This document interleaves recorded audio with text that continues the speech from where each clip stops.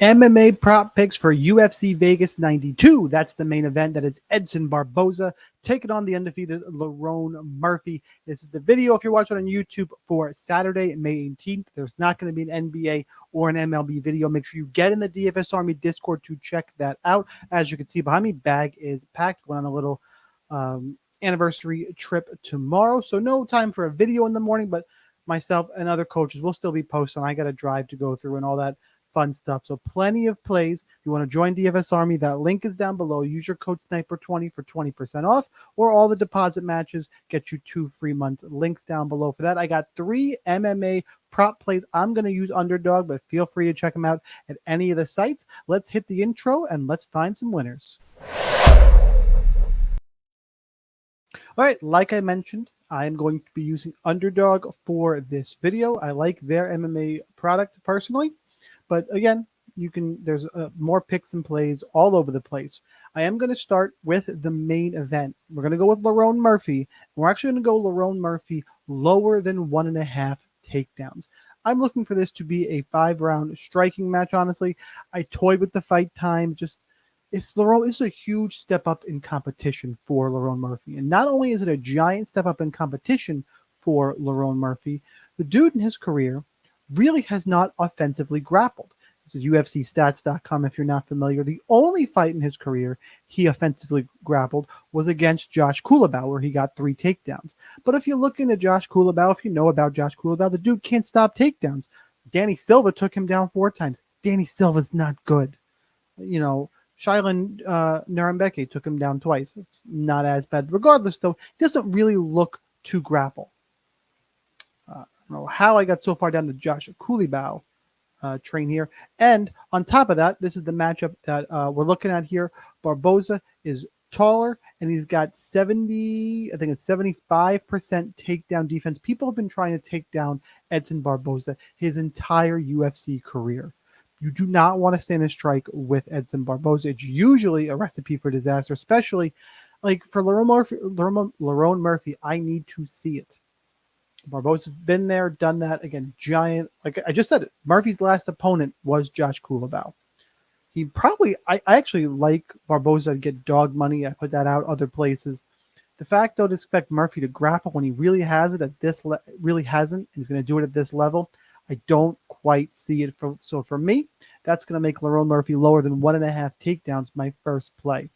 Play number 2 and play number 3, we're going to choose violence. Do not worry, guys. Choosing violence for the last 2. The Chaos Williams-Carlson Harris fight is a good fight to pick violence. It's not where I'm going to go. There's a couple good fights with some finish potential, but I'm going to land right here on Adrian Yanez, and we are going to take the knockout prop. Higher than 0.5 knockouts. I like Adrian Yanez to get a knockout.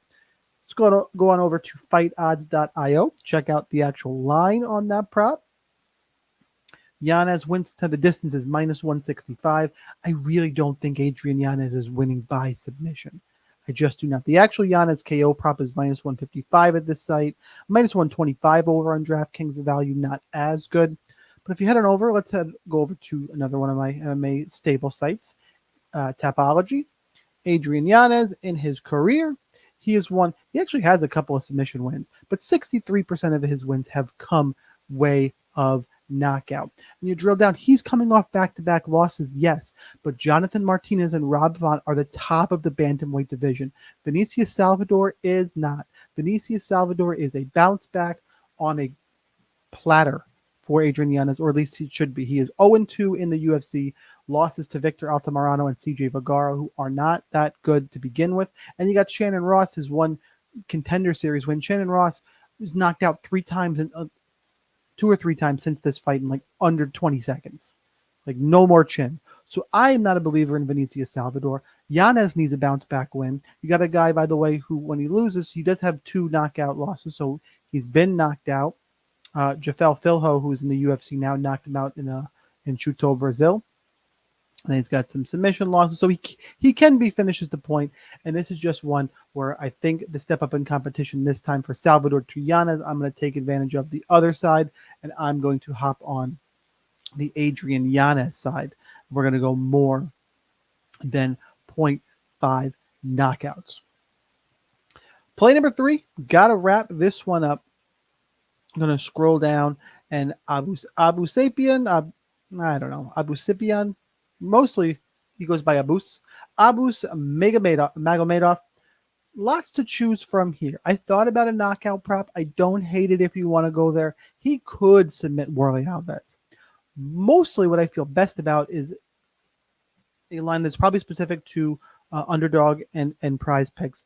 I like the higher than 56.55 fantasy points, like the fantasy points over. If you don't have that, you're looking at other places. I do like Magomedov to get a knockout in this fight, but I feel a little safer because if you don't not familiar with the Underdog fantasy scoring, this pretty much is going to cover any round 1 or round 2 win when you take into account potential knockdowns, takedowns, all of that good stuff. So let's check out the line for this one. Pardon me while I scroll back up. Where is the Abus? There it is. Clearly, I was looking at it before the show. That's why it's highlighted right there. Abus Magomedov wins inside the distance, minus 165. Fight under 1.5 rounds is minus 145. The bookmakers are leaning this way for the finish early enough to score those points. I agree with it. Abu Sapien, it's a little, or Abus, a little bit similar in terms of, let's head back on over to Tapology and scroll down. It's a little bit similar to Adrian Yanez in that this is a bounce back extraordinaire type of fight. I don't know why extraordinary, but it's a clear bounce back spot here. Scroll past Abus. How far down is Abus in this card? A little bit further down than I would expect.